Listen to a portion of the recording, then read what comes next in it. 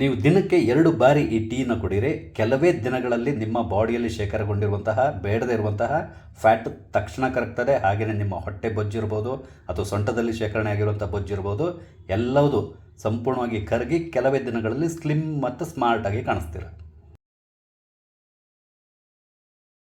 ನಮಸ್ಕಾರ ಎಲ್ರಿಗೂ, ಅಮ್ಮೀಸ್ ಲೈಫ್ ಸ್ಟೈಲ್ಗೆ ಸ್ವಾಗತ. ಕೆಲವೊಮ್ಮೆ ಏನಾಗ್ತದೆ ಅಂತ ಹೇಳಿದ್ರೆ ನಮ್ಗೆ ಸ್ವಲ್ಪ ಏಜ್ ಆಗ್ತಾ ಹೋದ ಹಾಗೆಯೇ ನಮ್ಮ ಹೊಟ್ಟೆ ಭಾಗದಲ್ಲಿ ಹಾಗೆಯೇ ಸೊಂಟದ ಭಾಗ ಅಥವಾ ತೊಡೆ ಭಾಗದಲ್ಲಿ ಈ ಕೊಬ್ಬು ಶೇಖರಣೆ ಆಗಲಿ ಪ್ರಾರಂಭ ಆಗ್ತದೆ. ಅಂದರೆ ಫ್ಯಾಟ್ ಅಂತೇಳಿ ಹೇಳ್ತಾರಲ್ಲ, ಅದು ಶೇಖರಣೆ ಆಗ್ತಾ ಹೋಗ್ತದೆ. ಆವಾಗ ನಮ್ಮ ಶೇಪ್ ಕೂಡ ಚೇಂಜ್ ಆಗಿ ಹೋಗ್ತದೆ. ಭಾಳಷ್ಟು ಜನರಿಗೆ ಏನು ಸಮಸ್ಯೆ ಆಗ್ತದೆ ಅಂತ ಹೇಳಿದ್ರೆ ವ್ಯಾಯಾಮ ಮಾಡಲಿಕ್ಕೆ ಮೂಡ್ ಇರೋಲ್ಲ ಅಥವಾ ಟೈಮ್ ಇರೋಲ್ಲ. ಅಂಥವರು ಬೇರೆ ಬೇರೆ ರೀತಿಯಾದಂಥ ವಿಧಾನಗಳನ್ನು ಹುಡುಕ್ತಾ ಇರ್ತಾರೆ. ಅಂಥವರಿಗಾಗಿ ಒಂದು ಅದ್ಭುತವಾದಂಥ ಮತ್ತು ತುಂಬ ಸಿಂಪಲ್ ಆಗಿರುವಂತಹ ಮನೆಮದ್ದನ್ನು ಹೇಳ್ತಾ ಇದ್ದೇನೆ.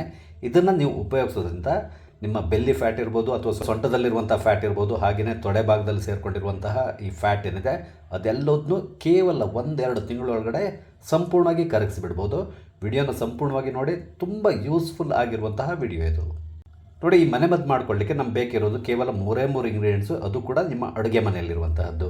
ಮೊದಲಿಗೆ ನಮ್ಗೆ ಬೇಕಾಗಿರುವಂತಹದ್ದು ಸೋಂಪು ಅಥವಾ ಈ ಫೆನಲ್ ಸೀಡ್ಸ್ ಅಂತ ಹೇಳ್ತಾರಲ್ಲ, ಇದು ಸಾಮಾನ್ಯವಾಗಿ ನಿಮ್ಮ ಮನೆಯಲ್ಲಿರುವಂತಹದ್ದು. ನಂತರ ಜೀರಿಗೆ ಅಥವಾ ಕಮಿನ್ ಸೀಡ್ಸ್ ಅಂತಕೊಂಡು ಹೇಳ್ತಾರೆ.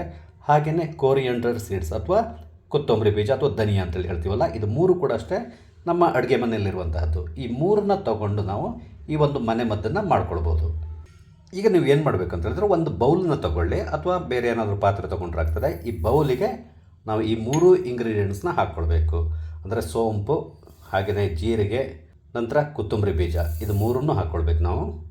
ನಂತರ ಇದನ್ನು ಚೆನ್ನಾಗಿ ಮಿಕ್ಸ್ ಮಾಡ್ಕೊಳ್ಬೇಕು. ಅಂದರೆ ಈ 3 ಇಂಗ್ರೀಡಿಯೆಂಟ್ಸ್ ಇದೆಯಲ್ಲ ಕರೆಕ್ಟಾಗಿ ಮಿಕ್ಸ್ ಆಗಬೇಕು. ಈ ರೀತಿಯಾಗಿ ಮಿಕ್ಸ್ ಮಾಡ್ಕೊಳ್ಳಿ, ಚೆನ್ನಾಗಿ ಮಿಕ್ಸ್ ಮಾಡ್ಕೊಳ್ಳಿ. ನೋಡಿ, ನಾನು ಇದನ್ನು ಚೆನ್ನಾಗಿ ಮಿಕ್ಸ್ ಮಾಡ್ಕೊಂಡಿದ್ದೇನೆ, ಕರೆಕ್ಟಾಗಿ ಮಿಕ್ಸ್ ಆಗಿದೆ. ಈಗ ಒಂದು ಪಾತ್ರೆ ತಗೊಂಡು ಅದಕ್ಕೆ 1 ಗ್ಲಾಸಷ್ಟು ನೀರನ್ನು ಹಾಕ್ಕೊಳ್ಳಿ. ಈಗ ನೀರಿಗೆ ಇದರಲ್ಲಿ 1 ಚಮಚದಷ್ಟು ಈ ನಾವು ಮಿಕ್ಸ್ ಮಾಡಿ ಇಟ್ಕೊಂಡಿದ್ದೀವಲ್ಲ ಈ 3 ಇಂಗ್ರೀಡಿಯೆಂಟ್ಸ್ ಇದೆಯಲ್ಲ ಇದನ್ನು ಹಾಕ್ಕೊಳ್ಬೇಕು. 1 ಚಮಚದಷ್ಟು ಅಷ್ಟು ಸಾಕಾಗ್ತದೆ, ಅದಕ್ಕಿಂತ ಜಾಸ್ತಿ ಹಾಕ್ಕೊಳ್ಬೇಡಿ. ಒಮ್ಮೆ ಇದನ್ನು ಸ್ವಲ್ಪ ಮಿಕ್ಸ್ ಮಾಡಿಕೊಳ್ಳಿ. ನಂತರ ಇದನ್ನ ಸ್ಟವ್ನಲ್ಲಿಟ್ಟು ಮೀಡಿಯಮ್ ಫ್ಲೇಮ್ನಲ್ಲಿ ಒಂದು 10 ನಿಮಿಷದವರೆಗೆ ನೀವು ಇದನ್ನು ಕುದಿಸ್ಕೋಬೇಕು. ಅಂದರೆ ಚೆನ್ನಾಗಿ ಕುದಿಸ್ಕೋಬೇಕು. ಇದರಲ್ಲಿರುವಂತಹ ಔಷಧಿ ಅಂಶ ಸಂಪೂರ್ಣವಾಗಿ ಬಿಟ್ಟು ನೀರಿನ ಜೊತೆ ಸೇರಿಕೊಳ್ಬೇಕು. ಹಾಗಾಗಿ ಒಂದು 10 ನಿಮಿಷದವರೆಗೆ ಮೀಡಿಯಮ್ ಫ್ಲೇಮ್ನಲ್ಲಿ ನೀವು ಇದನ್ನು ಬಿಸಿ ಮಾಡ್ಕೋಬೇಕು.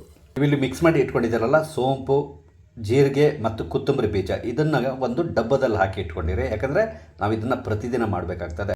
ಹಾಗಾಗಿ ನಾವು 3ನ್ನು ಕೂಡ ಈಕ್ವಲ್ ಆಗಿ ಹಾಕ್ಕೊಳ್ಬೇಕು. 1 ಬೌಲ್ ಅಂದರೆ 1 ಬೌಲ್ 3 ಕೂಡ ಹಾಕ್ಕೊಂಡು ಈ ರೀತಿಯಾಗಿ ಮಿಕ್ಸ್ ಮಾಡಿ ನಾವು ಅದನ್ನು ಒಂದು ಡಬ್ಬದಲ್ಲಿ ಹಾಕಿ ಇಟ್ಕೊಳ್ಬೋದು. ನೋಡಿ, ಬಿಸಿ ಆಗ್ತಾ ಇದೆ, ಲೈಟಾಗಿ ಕುದೀತಾ ಇದೆ. ಈ ರೀತಿಯಾಗಿ ಮಿಕ್ಸ್ ಮಾಡ್ಕೊತಾ ಇದೆ ಸರಿಯಾಗಿ. ನೋಡಿ, ಒಂದು 10 ನಿಮಿಷ ಆಯಿತು ನಾನು ಇದನ್ನು ಕುದಿಸ್ಲಿಕ್ಕೆ ಪ್ರಾರಂಭ ಮಾಡಿ. ಈಗ ಇದನ್ನು ಬಂದ್ ಮಾಡ್ಬೋದು. ನೀರಿನ ಕಲರ್ ಚೇಂಜ್ ಆಗಿದೆ, ಅಂದರೆ ಅದರಲ್ಲಿರುವಂಥ ಔಷಧಿ ಅಂಶ ಸಂಪೂರ್ಣವಾಗಿ ಬಿಟ್ಟಿದೆ. ಈಗ ಇದನ್ನು ನಾವು ಕೆಳಗಡೆ ಇಳಿಸಿ ಸ್ವಲ್ಪ ಹೊತ್ತು ತಣ್ಣಗಾಗ್ಲಿಕ್ಕೆ ಬಿಡಬೇಕು. ನೋಡಿ, ಸ್ವಲ್ಪ ತಣ್ಣಗಾಗಿದೆ.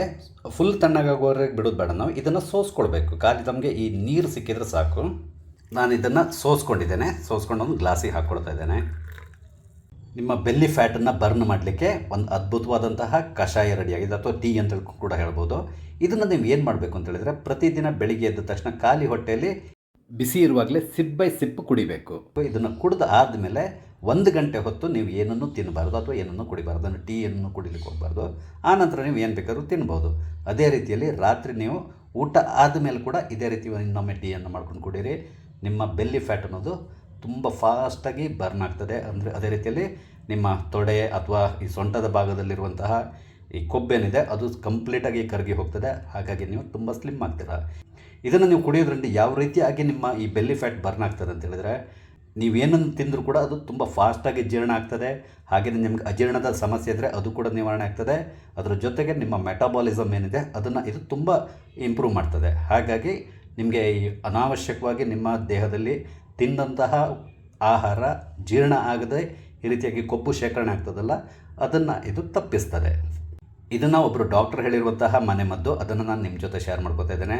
ಇದನ್ನು ನೀವು ಡೈಲಿ ಕುಡಿಬೋದು, ಏನು ಸಮಸ್ಯೆ ಇಲ್ಲ. ನೀವು 1 ತಿಂಗಳು ಇದನ್ನು ಕುಡಿದು ನೋಡಿ, ನಿಮಗೆ ಪಕ್ಕಾ ಇದರ ರಿಸಲ್ಟ್ ಸಿಗ್ತದೆ. ನಿಮಗೆ ನನ್ನ ಈ ವಿಡಿಯೋ ಇಷ್ಟ ಆದರೆ ಲೈಕ್ ಮಾಡಿ, ಶೇರ್ ಮಾಡಿ. ಹಾಗೆ ಇಲ್ಲಿವರೆಗೆ ನೀವು ನನ್ನ ಚಾನಲ್ ಸಬ್ಸ್ಕ್ರೈಬ್ ಮಾಡಿಲ್ಲ ಅಂದರೆ ದಯವಿಟ್ಟು ಸಬ್ಸ್ಕ್ರೈಬ್ ಮಾಡಿ. ನಾನು ಹಾಕುವಂಥ ಎಲ್ಲ ವಿಡಿಯೋಗಳನ್ನು ನೋಡಿ ನನಗೆ ಸಪೋರ್ಟ್ ಮಾಡಿ. Thank you.